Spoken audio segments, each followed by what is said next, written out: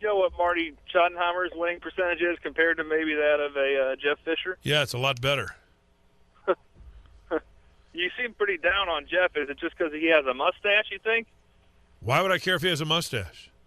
I just think there's some people out there that discriminate on mustached Americans. You're not serious, are you? No, there's a whole group dedicated to it, the American Mustache Institute. He must be drinking, or they're drinking. Somebody's drinking. If there's an American Mustache Institute, then they're drinking. There is. Here, let me tell you something. 54% of his regular season games, that's his winning percentage. He's 5-6 in the playoffs, under 500. He's had 5 losing seasons, 5 500 seasons, and 6 winning seasons. What's to get excited about in that? 6 winning seasons is more than we've had lately. 6 out of 16. Go find somebody who's better than that, and it's not hard to do. All right, good luck. I already told you who. I don't need any luck. Fat, drunk, and stupid is no way to go through life. I just need the phone number. Marty Schottenheimer. Fisher kind of thinks he's Hollywood, doesn't he?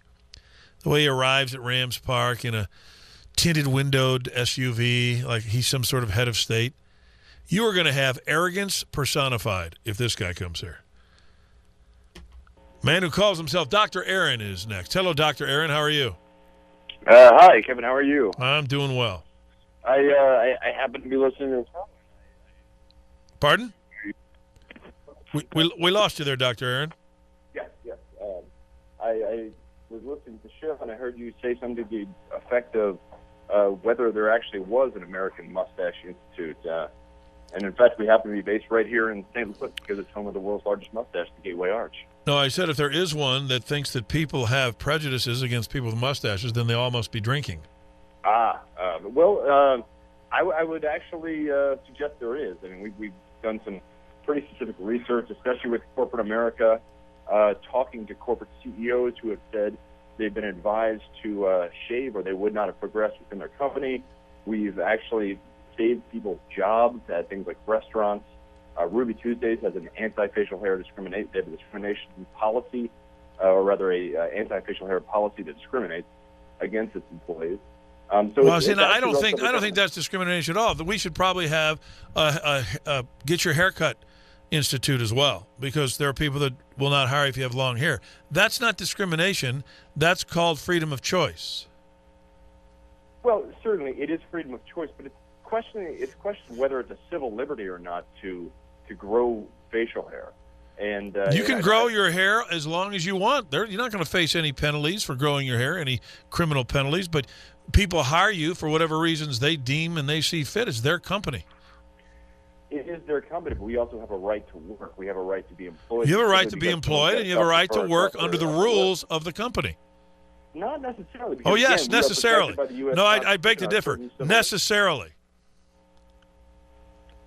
Certain civil liberties have proven to be protected by the U.S. government, by the court system, and quite frankly, there's actually been some court cases protecting facial hair within fire departments, within police departments. So facial hair has actually been protected by law across the country. Nobody said you couldn't have facial hair. If it's my company and I don't want you to have facial hair, I'm not going to hire you. Well, and it does happen, and it happens, I'm sure, you work in the media, it happens in the media business, more so on the television side. I know the certain television stations in town here happen to tell their on-air employees that they cannot have facial hair. And again, to a degree, you're right. They have a choice whether they can stay or go. But then again, it's a question of where do I find a job? I mean, it's not that easy to maintain employment in today's economy. Well, then don't have a mustache if your employer doesn't want you to have one. Well, but then maybe there you have a question of wanting to have 38% better looks, because science has proven that a mustached American is 38% better looking than our clean-shaven mortal counterparts. Okay, now you've lost your mind. Not necessarily. Not necessarily. Science, no, you've lost your mind. No. So I don't have a mustache now, but I used to. So when I had one, I was 38% better looking than I am now.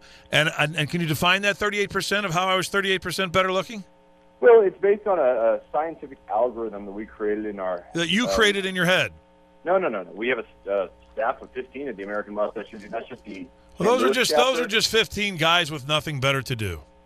Well, I think that's first. It's highly subjective for you to say something like that. It's highly accurate for me to say something like that. Really? Yes, really. How would you know that? Where would that come from? Because I had a mustache and now I don't have one, and I'm not any better looking or any uglier than I was before. Well, I'm not talking about that. I'm talking about the staff. I mean, you just basically criticized 15 people who were working to protect people's civil liberties. No, I said you're 15 people with nothing better to do. That's what I said. You took it as criticism. I just made a statement. You must be awfully sensitive.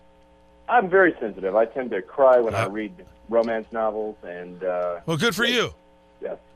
Well, listen, I would really appreciate if you would maybe consider exploring a sexually dynamic mustached American lifestyle again, because I think you'd find. I'm not gay. I'm not gay. I don't have a conversation like that with a guy. No, this has nothing to do with that. I think it does. I think you're taking us down a road that I find unacceptable. But I would just say this: well, I think here's what I would say. I would say if you 15 guys actually meet and talk about mustaches, you've got nothing better to do. I wish you did have something better to do, actually something constructive. But when people own businesses, they don't have to hire you if you have a mustache, or they can tell you not to grow your mustache. And if you want to keep that job, then you'll shave your mustache. I had a mustache when I was with ESPN. They told me to shave it, and I did. Well, that's unfortunate that ESPN discriminated against you in that. They didn't discriminate. They just said they didn't want me to have it. I find that to be a discrimination policy, and I think you'd. Well, I don't care what you find it to be. I'm just telling you, I shaved it because I was smart. I wanted to keep my job. Clearly you don't care what I think, but unfortunately, your success depends on your listeners, and you should care what your listeners think. No, I do not care what you think. I don't care what you think. Okay, I don't care what anybody who meets and talks about mustaches thinks. I don't care. Interesting. Very interesting. Okay. Thank you, Dr. Aaron. Take care, Kevin. You think, people are thinking, Slaten planted that guy. But I really didn't.